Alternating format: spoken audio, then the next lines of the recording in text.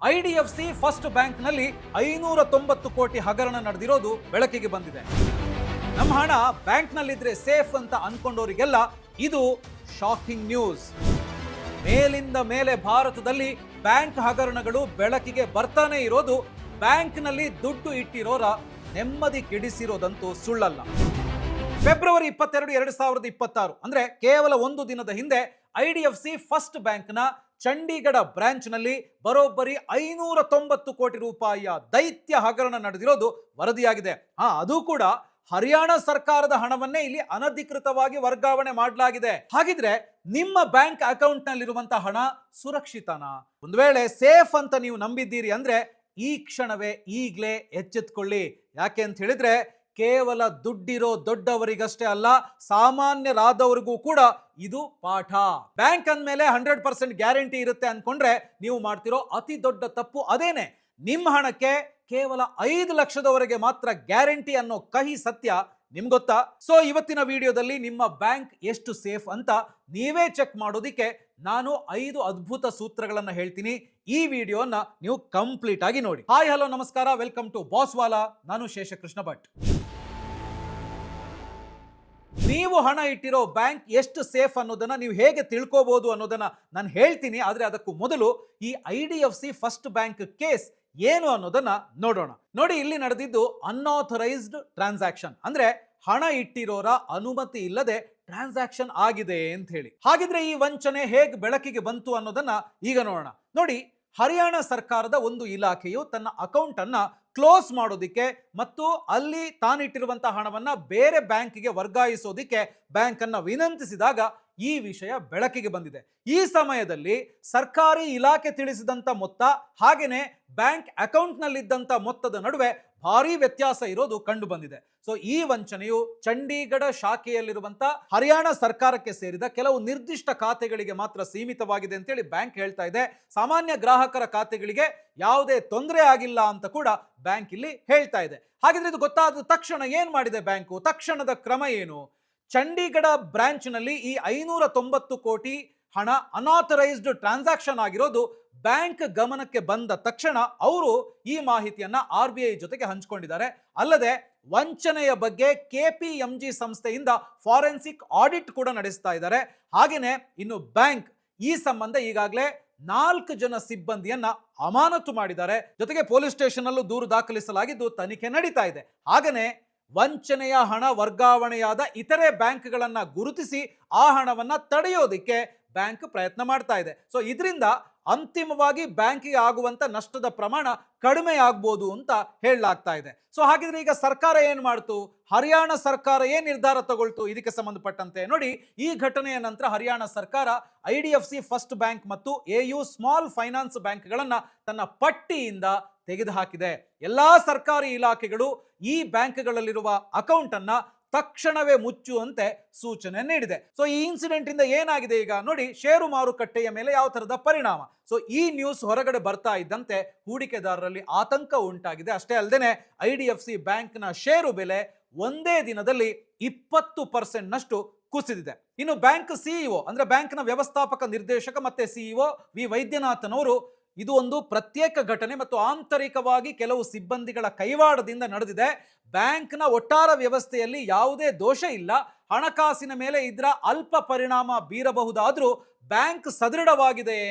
ಗ್ರಾಹಕರು ಮತ್ತು ಹೂಡಿಕೆದಾರರಿಗೆ ಈ ರೀತಿಯಾಗಿ ಅವರು ಭರವಸೆಯನ್ನ ಕೊಟ್ಟಿದ್ದಾರೆ. ನೋಡಿ, ಈ ಬ್ಯಾಂಕ್ ಹಗರಣಗಳು ಹೊಸತೇನಲ್ಲ. ಈ ತರಹ ಭಾರತದಲ್ಲಿ ಹಿಂದೆ ಕೂಡ ಕೆಲ ಬ್ಯಾಂಕ್ಗಳಲ್ಲಿ ಹಗರಣಗಳು ನಡೆದಿರೋದು ಬೆಳಕಿಗೆ ಬಂದಿದೆ. ಹಾಗಾಗಿ ಇದರಿಂದ ನಮಗೆ ಸಿಗುವ ಪಾಠ ಏನು ಅಂತ ಹೇಳಿದ್ರೆ, ಎಷ್ಟೇ ದೊಡ್ಡ ಬ್ಯಾಂಕ್ ಆದ್ರೂ ಸಿಸ್ಟಮ್ ನಲ್ಲಿ ಲೂಪ್ ಹೋಲ್ಸ್ ಇದ್ದೇ ಇರುತ್ತೆ ಅಂತ. ಹಾಗಾದ್ರೆ ನಾವು ಯಾರನ್ನ ನಂಬಬೇಕು ಅಂತ ಹೇಳಿ ನೀವು ಕೇಳ್ಬೋದು. ಯಾಕಂದ್ರೆ ಬ್ಯಾಂಕ್ ಅಲ್ಲಿ ದುಡ್ಡು ಇಡದೇ ಇರುವಂತವ್ರು ಯಾರು ಕೂಡ ಇರ್ಲಿಕ್ಕಿಲ್ಲ. ಸೊ ಬ್ಯಾಂಕ್ ನಲ್ಲಿ ದುಡ್ಡು ಇಡೋದಕ್ಕೂ ಮುನ್ನ ಕೆಲವೊಂದು ವಿಷಯಗಳು ನಿಮಗೆ ಗೊತ್ತಿರಬೇಕು. ಅದೇನು ಅನ್ನೋದನ್ನ ನೋಡ್ತಾ ಹೋಗೋಣ. ನೋಡಿ, ಬ್ಯಾಂಕ್ ನಲ್ಲಿ ದುಡ್ಡು ಇಡೋದಕ್ಕೂ ಮುನ್ನ ಕೆಲವೊಂದು ವಿಷಯಗಳು ನಿಮಗೆ ಗೊತ್ತಿರಬೇಕು. ಅದು ಗೊತ್ತಿದ್ರೆ ನಿಮ್ಮ ಬ್ಯಾಂಕ್ ಸೇಫಾ ಇಲ್ವಾ ಅಂತ ಹೇಳುವಂಥದ್ದನ್ನ ನೀವೇ ಐಡೆಂಟಿಫೈ ಮಾಡೋದಿಕ್ಕೆ ಆಗತ್ತೆ. ಅದನ್ನ ಹೇಳ್ತೀನಿ. ಆದ್ರೆ ಅದಕ್ಕೂ ಮೊದಲು ಒಂದು ಇಂಪಾರ್ಟೆಂಟ್ ವಿಷಯವನ್ನ ಹೇಳಬೇಕು. ಅದೇನು ಅಂತ ಹೇಳಿದ್ರೆ ಟರ್ಮ್ ಇನ್ಶೂರೆನ್ಸ್. ದುಡ್ಡಿನ ವಿಚಾರ ಮಾತಾಡುವಾಗೆಲ್ಲ ಟರ್ಮ್ ಇನ್ಶೂರೆನ್ಸ್ ಬಗ್ಗೆ ನಾನು ಹೇಳ್ತೀನಿ. ನೋಡಿ, ನಿಮ್ಮ ಇಡೀ ಕುಟುಂಬ ನಿಮ್ಮನ್ನ ಅವಲಂಬಿಸಿರುತ್ತೆ. ನೀವು ದೊಡ್ಡ ದೊಡ್ಡ ಕನಸುಗಳನ್ನ ಹೊತ್ತಿರ್ತೀರಿ, ಫ್ಯಾಮಿಲಿಯನ್ನ ತುಂಬಾ ಚೆನ್ನಾಗಿ ನೋಡ್ಕೊಳ್ಬೇಕು ಅಂತ ಹೇಳುವಂತ ಆಸೆ ನಿಮಗಿರುತ್ತೆ. ಹಾಗಾಗಿ ಒಂದ್ ಸ್ವಲ್ಪ ಸಾಲ ಕೂಡ ಮಾಡಿರ್ತೀರಿ. ಆದ್ರೆ ಒಂದು ವೇಳೆ ಆಕಸ್ಮಿಕವಾಗಿ ನಿಮಗೇನಾದ್ರೂ ಆಯ್ತು ಅಂತ ಹೇಳಿದ್ರೆ ನಿಮ್ಮನ್ನೇ ಅವಲಂಬಿಸಿದಂಥ ನಿಮ್ಮ ಕುಟುಂಬದ ಕಥೆ ಏನಾಗ್ಬೋದು ಯೋಚನೆ ಮಾಡಿ. ನಿಮ್ಮಿಂದ ತಿಂಗಳು ತಿಂಗಳು ಸ್ಯಾಲ್ರಿ ಬರ್ತಾ ಇತ್ತು, ನೀವಿಲ್ಲ ಅಂತ ಹೇಳಿದಾಗ ನಿಮ್ಮಿಂದ ಬರ್ತಾ ಇದ್ದಂಥ ಆದಾಯ ಸಡನ್ ಆಗಿ ನಿಂತೋಗ್ಬಿಡುತ್ತೆ. ಆದರೆ ನೀವು ಮಾಡಿರುವಂಥ ಸಾಲ ಫ್ಯಾಮಿಲಿ ತಲೆಗೆ ಬರುತ್ತೆ. ಫ್ಯಾಮಿಲಿ ನಡೆಸೋದಕ್ಕೆ ಬೇಕಾದಂಥ ಹಣ ಕೂಡ ಅವರೇ ಹೊಂದಿಸಬೇಕಾಗತ್ತೆ. ಅಂದರೆ ಸಿಕ್ಕಾಪಟ್ಟೆ ಆರ್ಥಿಕ ಸಮಸ್ಯೆಗಳು ನಿಮ್ಮ ಕುಟುಂಬಕ್ಕೆ ಬಂದ್ಬಿಡುತ್ತೆ. ಅದಾಗಬಾರ್ದು ಅಂತ ಹೇಳಿದ್ರೆ ಏನು ಮಾಡಬೇಕು? ಟರ್ಮ್ ಇನ್ಶೂರೆನ್ಸ್ ಅನ್ನ ಮಾಡಿಸ್ಬೇಕು. ನೋಡಿ, ಭಾವನಾತ್ಮಕವಾಗಿ ನಿಮ್ಮನ್ನ ಕಳ್ಕೊಂಡಂತ ನಷ್ಟ ದುಃಖ ಅದನ್ನ ಭರಿಸೋದಕ್ಕೆ ಯಾರಿಂದನೂ ಸಾಧ್ಯ ಇಲ್ಲ. ಆದ್ರೆ ನೀವೆಲ್ಲದೇ ಇದ್ರೂ ಕೂಡ ಆರ್ಥಿಕವಾಗಿ ನೀವು ನಿಮ್ಮ ಕುಟುಂಬವನ್ನ ಸದೃಢರನ್ನಾಗಿ ಮಾಡೋದಕ್ಕೆ ಸಾಧ್ಯ ಇದೆ, ಅದು ಟರ್ಮ್ ಇನ್ಶೂರೆನ್ಸ್ ಮೂಲಕ. ಸೊ ಈಗ ನೀವು ಕೇಳ್ಬೋದು, ಹಾಗಿದ್ರೆ ಯಾವ ಟರ್ಮ್ ಇನ್ಶೂರೆನ್ಸ್ ಅನ್ನ ತೆಗೆದುಕೊಳ್ಳೋದು ಅಂತ. ನೋಡಿ, ಆಕ್ಸಿಸ್ ಮ್ಯಾಕ್ಸ್ ಲೈಫ್ ಇನ್ಶೂರೆನ್ಸ್ ನೀವು ಅದನ್ನ ತಗೋಬಹುದು. ಹಾಗಿದ್ರೆ ಇದರ ಕೀ ಫೀಚರ್ ಏನು ಅಂತ ಹೇಳುವಂಥದ್ದು ನಿಮಗೆ ಗೊತ್ತಾಗಬೇಕಲ್ಲ. ಎಸ್, ಅದನ್ನು ನಾನೀಗ ನಿಮಗೆ ಹೇಳ್ತಾ ಹೋಗ್ತೀನಿ. ಮೊದಲನೇದಾಗಿ ಇದರಲ್ಲಿ ನಿಮಗೆ ತಿಂಗಳಿಗೆ 595 ರೂಪಾಯಿಯಿಂದ ಪ್ರೀಮಿಯಂ ಸ್ಟಾರ್ಟ್ ಆಗುತ್ತೆ. ನಿಮ್ಮ ವಯಸ್ಸಿಗೆ ಮತ್ತು ಆರೋಗ್ಯ ಸ್ಥಿತಿಗೆ ಅನುಗುಣವಾಗಿ ಪ್ರೀಮಿಯಂ ಬದಲಾಗುತ್ತೆ. ನೀವು 1 ಕೋಟಿವರೆಗೂ ಕೂಡ ಕವರೇಜ್ ಅನ್ನು ಪಡ್ಕೊಳ್ಬಹುದು. ಇನ್ನು ಕ್ಲೈಮ್ ಸೆಟಲ್ಮೆಂಟ್ ರೇಷಿಯೋ ನೋಡಿದ್ರೆ 99.7% ಇದೆ. ಅಂದ್ರೆ ಎಲಿಜಿಬಲ್ ಕ್ಲೈಮ್ಸ್ ಬಂದಾಗ ಇವರು 100 ಕ್ಲೈಮ್ಸ್ ನಲ್ಲಿ 99.7 ಜನರಿಗೆ ಕ್ಲೈಮ್ ಸೆಟಲ್ ಮಾಡಿದ್ದಾರೆ. ಅಂದ್ರೆ ಇದು ನಂಬಿಕೆಗೆ ಅರ್ಹವಾಗಿದೆ ಅನ್ನೋದನ್ನ ತೋರಿಸುತ್ತೆ. ಹಾಗೆಯೇ ಕ್ಲೈಮ್ ಕೊಡೋದಕ್ಕೂ ಕೂಡ ಇವರು ಡಿಲೇ ಮಾಡಲ್ಲ. ಕೇವಲ 3 ಗಂಟೆಯಲ್ಲಿ ಕ್ಲೈಮ್ ಸೆಟಲ್ ಮಾಡ್ತಾರೆ. ಇದೆಲ್ಲದರ ಜೊತೆಗೆ ಪ್ರೀಮಿಯಂ ಡಿಸ್ಕೌಂಟ್ ಕೂಡ ಸಿಗುತ್ತೆ. ಹೌದು, ಫಸ್ಟ್ ಇಯರ್ ನಿಮಗೆ ಪ್ರೀಮಿಯಂ ಮೇಲೆ 15% ಡಿಸ್ಕೌಂಟ್ ಕೂಡ ಸಿಗುತ್ತೆ. ನೀವು ಆಕ್ಸಿಸ್ ಮ್ಯಾಕ್ಸ್ ಲೈಫ್ ಇನ್ಶೂರೆನ್ಸ್ ಅನ್ನ ತಗೊಳ್ಬಹುದು. ಲಿಂಕ್ ಡಿಸ್ಕ್ರಿಪ್ಷನ್ ಅಲ್ಲಿ ಕೊಟ್ಟಿರ್ತೀನಿ, ಅದನ್ನ ಕ್ಲಿಕ್ ಮಾಡಿ ಪರ್ಚೇಸ್ ಮಾಡಬಹುದು. ಹಾಗಿದ್ರೆ ಬನ್ನಿ ಈಗ ನಿಮ್ಮ ಬ್ಯಾಂಕ್ ಎಷ್ಟು ಸೇಫ್ ಅನ್ನೋದನ್ನ ನೋಡ್ತಾ ಹೋಗೋಣ. ನೋಡಿ, ನಿಮ್ಮ ಬ್ಯಾಂಕ್ ಖಾತೆ ಎಷ್ಟು ಸುರಕ್ಷಿತ, ಠೇವಣಿ ಇಡುವ ಮುನ್ನ ಈ ಪಂಚಸೂತ್ರಗಳನ್ನ ನೀವು ಗಮನಿಸಬೇಕು. ಬ್ಯಾಂಕ್ ನಲ್ಲಿ ಎಷ್ಟೇ ಹಣ ಇಟ್ಟರೂ ಕೂಡ ಅದು ಸುರಕ್ಷಿತ ಅಂತ ಹೇಳುವಂತ ಭಾವನೆ ಜನಸಾಮಾನ್ಯರಲ್ಲಿದೆ. ಎಲ್ಲಾ ಹೂಡಿಕೆಗಳಿಗಿಂತ ಫಿಕ್ಸೆಡ್ ಡೆಪಾಸಿಟ್ FD ಬೆಸ್ಟ್ ಅಂತ ಅನೇಕರು ಇವತ್ತಿಗೂ ಕೂಡ FD ಗಳ ಮೊರೆ ಹೋಗ್ತಾರೆ. ಆದ್ರೆ ನಿಮ್ಗೆ ಗೊತ್ತಿರಲಿ, ಬ್ಯಾಂಕ್ ನಲ್ಲಿ ಇಟ್ಟಿರುವಂತ ಎಲ್ಲಾ ಮೊತ್ತಕ್ಕೂ ಸಂಪೂರ್ಣ ಗ್ಯಾರಂಟಿ ಇರೋದಿಲ್ಲ. ಇದೇನಪ್ಪಾ ಅಂತ ಹುಬ್ಬೇರಿಸಬೇಡಿ, ಆಶ್ಚರ್ಯ ಅನ್ಸಿದ್ರು ಕೂಡ ಇದು ಸತ್ಯ ಸಂಗತಿ. ಹಾಗಾದ್ರೆ ಬ್ಯಾಂಕ್ ನಲ್ಲಿ ಹಣ ಇಡುವ ಮುನ್ನ ಯಾವೆಲ್ಲ ಅಂಶಗಳನ್ನ ಗಮನಿಸಿಕೊಳ್ಳಬೇಕು, ಬ್ಯಾಂಕ್ ನಲ್ಲಿ ಎಷ್ಟು ದುಡ್ಡಿಟ್ರೆ ಸೇಫು, ಸುರಕ್ಷಿತ ಬ್ಯಾಂಕ್ ಅನ್ನ ಆಯ್ಕೆ ಮಾಡ್ಕೊಳ್ಳೋದು ಹೇಗೆ? ನೋಡಿ, ಈಗಾಗಲೇ ನೀವು ಖಾತೆ ಹೊಂದಿರುವ ಬ್ಯಾಂಕ್ ಸುರಕ್ಷಿತವೇ? ಬನ್ನಿ ನಿಮ್ಮ ಎಲ್ಲ ಅನುಮಾನಗಳಿಗೆ ಉತ್ತರವನ್ನ ಕಂಡುಕೊಳ್ಳೋಣ. ಹಾಗಿದ್ರೆ ಏನೇನು ನೋಡಬೇಕು ನೋಡಿ. ಮೊದಲನೇದಾಗಿ ಈ ಬ್ಯಾಂಕ್ಗಳನ್ನ ನಿಯಂತ್ರಿಸುವಂತವರು ಯಾರು ಅನ್ನೋದನ್ನ ನಾವು ತಿಳ್ಕೊಳ್ಬೇಕಾಗತ್ತೆ. ಯಾವುದೇ ಬ್ಯಾಂಕು ಕೂಡ ಹಳಿ ತಪ್ಪದಂತೆ ನೋಡಿಕೊಳ್ಳಲು ಭಾರತದಲ್ಲಿ 3 ಪ್ರಮುಖ ಸಂಸ್ಥೆಗಳಿದಾವೆ. ಅದ್ಯಾವ್ದು ನೋಡಿ. ಮೊದಲನೇದಾಗಿ RBI, ಭಾರತೀಯ ರಿಸರ್ವ್ ಬ್ಯಾಂಕ್. ಇದು ಬ್ಯಾಂಕಿಂಗ್ ವ್ಯವಹಾರ ಮತ್ತು ಹಣದ ಸುರಕ್ಷತೆಯ ಬಗ್ಗೆ ಭಾರತದಲ್ಲಿ ಪರಮಾಧಿಕಾರವನ್ನು ಹೊಂದಿರುವಂತಹ ಸಂಸ್ಥೆ. ಹಾಗೆಯೇ ಎರಡನೇದು ಸೆಬಿ, ಷೇರುಪೇಟೆ ನಿಯಂತ್ರಣ ಮಂಡಳಿ, ಸೆಬಿ ಅಂತ ಹೇಳ್ತೀವಿ. ಬ್ಯಾಂಕುಗಳು ನಡೆಸುವಂತಹ ಷೇರು ಮಾರುಕಟ್ಟೆ ವಹಿವಾಟಿನ ನಿಯಂತ್ರಣವನ್ನ ಈ ಸೆಬಿ ಮಾಡುತ್ತೆ. ಇನ್ನು ಮೂರನೇದು IRDAI, ವಿಮಾ ನಿಯಂತ್ರಣ ಪ್ರಾಧಿಕಾರ. ಬ್ಯಾಂಕ್ಗಳು ನಡೆಸುವಂತ ವಿಮೆಗಳು, ಇನ್ಶೂರೆನ್ಸ್ ವ್ಯವಹಾರಗಳ ಉಸ್ತುವಾರಿಯಾಗಿ ವಿಮಾ ನಿಯಂತ್ರಣ ಪ್ರಾಧಿಕಾರ ಕಾರ್ಯನಿರ್ವಹಿಸುತ್ತೆ. ಸೊ ನೆಕ್ಸ್ಟ್ ತುಂಬಾ ಇಂಪಾರ್ಟೆಂಟ್ ಪಾಯಿಂಟ್ ನೆನಪಿರಲಿ, ಬ್ಯಾಂಕ್ ನಲ್ಲಿ ದುಡ್ಡಿಡುವಾಗ 5 ಲಕ್ಷಕ್ಕೆ ಮಾತ್ರ ನಿಮಗೆ ಅಲ್ಲಿ ಗ್ಯಾರಂಟಿ ಇರುತ್ತೆ. ಎಸ್, ಬ್ಯಾಂಕ್ ದಿವಾಳಿಯಾದ ಸಂದರ್ಭದಲ್ಲಿ DICGC, ಡೆಪಾಸಿಟ್ ಇನ್ಶೂರೆನ್ಸ್ ಕಾರ್ಪೊರೇಷನ್ ವಿಮಾ ಯೋಜನೆಯ ಅಡಿ ನಿಮ್ಮ ಠೇವಣಿಗೆ ಸಿಗುವಂತ ಗರಿಷ್ಠ ಸುರಕ್ಷತೆ ಅಂತ ಹೇಳಿದ್ರೆ 5 ಲಕ್ಷ ಮಾತ್ರ. ನೀವು 10 ಲಕ್ಷ ರೂಪಾಯಿ ಬ್ಯಾಂಕ್ ಅಲ್ಲಿ ಇಟ್ಟಿದ್ರು ಕೂಡ ಬ್ಯಾಂಕ್ ಏನಾದ್ರೂ ಮುಳುಗೋಯ್ತು ಅಂತ ಹೇಳಿದ್ರೆ ಸರ್ಕಾರದಿಂದ ನಿಮಗೆ ಸಿಗೋದು ಕೇವಲ 5 ಲಕ್ಷ. ಹಾಗಾಗಿ ದೊಡ್ಡ ಮೊತ್ತದ ಹಣವಿದ್ರೆ ಅದನ್ನ ಒಂದೇ ಬ್ಯಾಂಕ್ ನಲ್ಲಿ ಇಡುವ ಬದಲು ಒಂದು 10-20 ಲಕ್ಷ ಇದೆ ಅಂತ ಹೇಳಿದ್ರೆ 2-3 ವಿಭಿನ್ನ ಬ್ಯಾಂಕ್ಗಳಲ್ಲಿ ಹಂಚಿಕೆ ಮಾಡಿ ಹೂಡಿಕೆ ಮಾಡೋದು ಬೆಸ್ಟ್. ಆಗ 5 ಲಕ್ಷ ನಿಮಗೆ ಗ್ಯಾರಂಟಿ ಇರುತ್ತೆ. ಸೊ ಇನ್ನು ನೆಕ್ಸ್ಟ್ ತುಂಬಾ ಇಂಪಾರ್ಟೆಂಟ್, ಸುರಕ್ಷಿತ ಬ್ಯಾಂಕ್ ಆಯ್ಕೆಗೆ ಪಂಚಸೂತ್ರಗಳು. ನಾನು ಆಗ್ಲೇ ಹೇಳಿದೆ, ಪಂಚಸೂತ್ರಗಳನ್ನ ಹೇಳ್ತೀನಿ. ನಿಮ್ಮ ಬ್ಯಾಂಕ್ ಸೇಫ್ ಹೌದಾ ಅಲ್ವಾ ಅಂತ ಹೇಳುವಂತದನ್ನ ನೋಡ್ಕೊಳ್ಳೋದಕ್ಕೆ. ನೋಡಿ, ಬ್ಯಾಂಕ್ ನಲ್ಲಿ ಹಣ ಇಟ್ರೆ ಅದು ಸಂಪೂರ್ಣ ಸುರಕ್ಷಿತ ಅಂತ ಹೇಳುವಂತ ಕಾಲ ಈಗಿಲ್ಲ. 2020ರ ಯೆಸ್ ಬ್ಯಾಂಕ್ ಬಿಕ್ಕಟ್ಟು, ಲಕ್ಷ್ಮೀ ವಿಲಾಸ್ ಬ್ಯಾಂಕ್ ಮೇಲಿನ ನಿರ್ಬಂಧ ಹಾಗೂ ಸಹಕಾರಿ ಬ್ಯಾಂಕ್ಗಳಲ್ಲಿನ ಅಕ್ರಮಗಳು, ಈಗ IDFC ಫಸ್ಟ್ ಬ್ಯಾಂಕ್ ನಲ್ಲಾಗಿರುವಂತ 590 ಕೋಟಿ ಹಗರಣ, ಇದು ಗ್ರಾಹಕರಲ್ಲಿ ದೊಡ್ಡ ಮಟ್ಟದ ಆತಂಕವನ್ನ ಮೂಡಿಸಿವೆ. ಹಾಗಾಗಿ ಯಾವುದಾದ್ರೂ ಬ್ಯಾಂಕ್ ನಲ್ಲಿ ನೀವು ಅಕೌಂಟ್ ಅನ್ನು ಓಪನ್ ಮಾಡೋದಕ್ಕಿಂತ ಮುಂಚೆ ಈ 5 ಅಂಶಗಳನ್ನ ನೀವು ಮಸ್ಟ್ ಅಂಡ್ ಶುಡ್ ಪರಿಶೀಲಿಸಲೇಬೇಕು. ಸೊ ಹಾಗಿದ್ರೆ ಏನೇನು ಪರಿಶೀಲನೆ ಮಾಡಬೇಕು?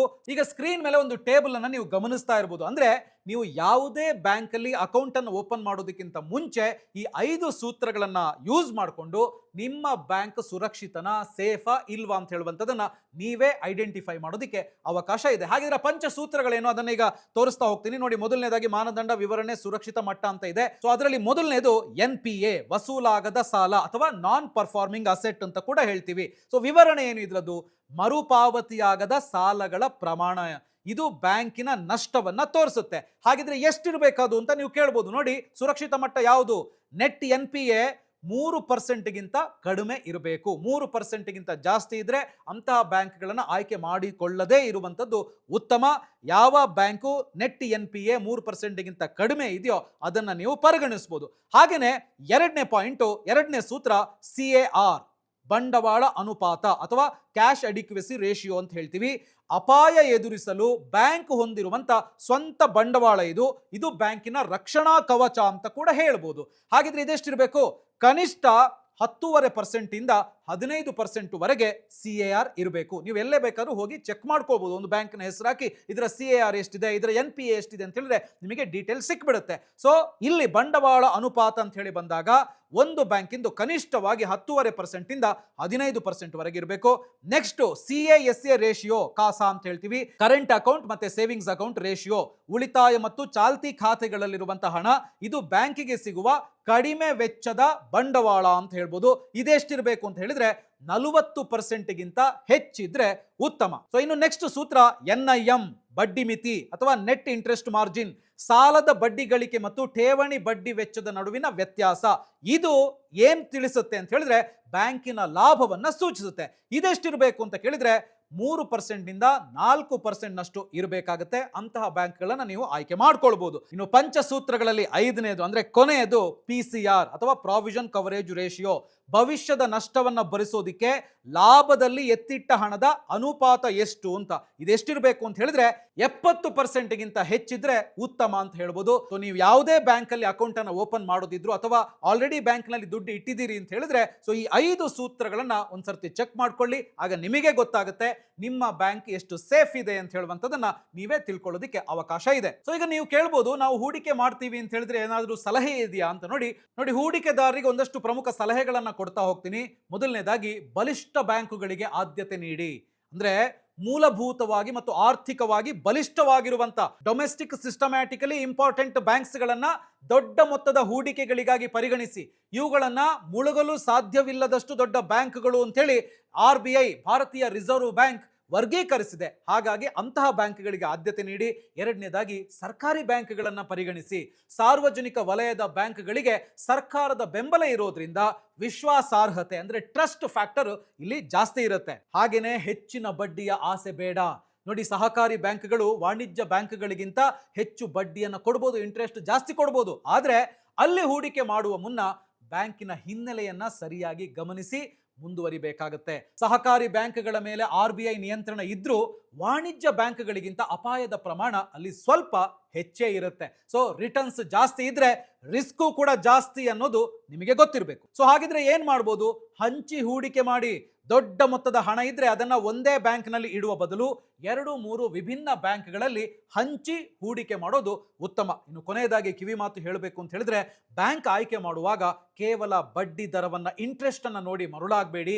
ಬ್ಯಾಂಕಿನ ಆರ್ಥಿಕ ಆರೋಗ್ಯವನ್ನ, NPA, CAR, ಆಲ್ರೆಡಿ ಪಂಚಸೂತ್ರಗಳನ್ನ ಹೇಳಿದ್ನಲ್ಲ, ಅದನ್ನ ಗಮನಿಸೋದು ನಿಮ್ಮ ಹಣಕ್ಕೆ ನೀವು ನೀಡುವಂತ ಅತಿ ದೊಡ್ಡ ಭದ್ರತೆ.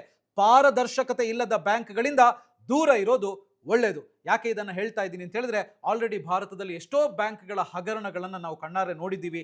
ಎಷ್ಟೋ ಬ್ಯಾಂಕ್ಗಳಲ್ಲಿ ಜನ ತಾವು ಕಷ್ಟಪಟ್ಟು ಸಂಪಾದಿಸಿ ಸೇವಿಂಗ್ಸ್ ಮಾಡಿದಂಥ ಹಣವನ್ನು ಕಳ್ಕೊಂಡಿರೋದು ಕೂಡ ನೋಡಿದ್ದೀವಿ. ಸೊ ಅದಾಗಬಾರ್ದು ಅಂತ ಹೇಳಿದ್ರೆ ನೀವು ಯಾವುದೇ ಬ್ಯಾಂಕಲ್ಲಿ ಹಣವನ್ನು FD ಇಡೋದಕ್ಕೆ ಅಥವಾ ಹೂಡಿಕೆ ಮಾಡೋದಕ್ಕೆ ಮುಂದಾಗ್ತೀರಿ ಅಂತ ಹೇಳಿದ್ರೆ ಆಲ್ರೆಡಿ ನಾನು ಹೇಳಿರುವಂಥ ಈ ಪಂಚಸೂತ್ರಗಳನ್ನು ಗಮನಿಸಿ. ಆಗ ನಿಮ್ಮ ಹಣ ಕೂಡ ಸೇಫ್ ಆಗಿರೋದಕ್ಕೆ ಸಾಧ್ಯ ಇದೆ. ಸೊ ಈ ವಿಡಿಯೋ ನಿಮಗೆ ಇಷ್ಟ ಆಗಿದೆ ಅಂದ್ರೆ ಲೈಕ್ ಮಾಡಿ. ಹಾಗೇನೆ ಬ್ಯಾಂಕ್ ನಲ್ಲಿ ಈ ವಿಡಿಯೋ ನಿಮಗೆ ಇಷ್ಟ ಆಗಿದೆ ಅಂದ್ರೆ ಲೈಕ್ ಮಾಡಿ. ಹಾಗೇನೆ ಬ್ಯಾಂಕ್ ಅಕೌಂಟ್ ಇರುವಂತ ಅಥವಾ ಹಣವನ್ನ ಬ್ಯಾಂಕ್ ನಲ್ಲಿ ಹೂಡಿಕೆ ಮಾಡಿರುವಂತ ಪ್ರತಿಯೊಬ್ಬರಿಗೂ ಕೂಡ ಶೇರ್ ಮಾಡಿ. ಬಾಸ್ ವಾಲಾ ಕನ್ನಡ ಚಾನೆಲ್ ಅನ್ನು subscribe. Boss Vala, B the boss.